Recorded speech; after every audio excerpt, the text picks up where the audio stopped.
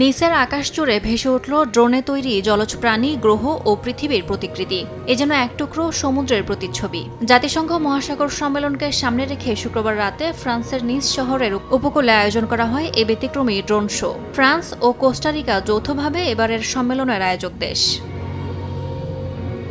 আগামী 9 থেকে 13 জুন পর্যন্ত ফ্রান্স ও কোস্টারিকা যৌথ আয়োজন করবে ইউএন ওশান কনফারেন্স।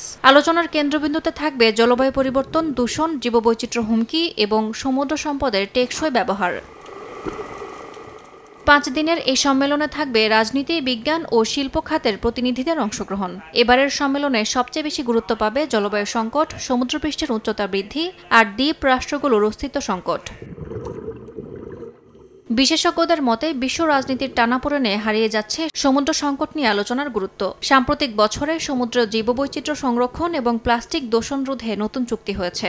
আয়োজকরা জানান, সম্মেলন থেকে আসতে পারে এক রাজনৈতিক ঘোষণা, যা সরকার, শিল্প, সুশীল সমাজ এবং নাগরিকদের জন্য সমন্বিত উদ্যোগের দিক নির্দেশনা দেবে। ইয়াসমিন অনন্যা, সময় সংবাদ।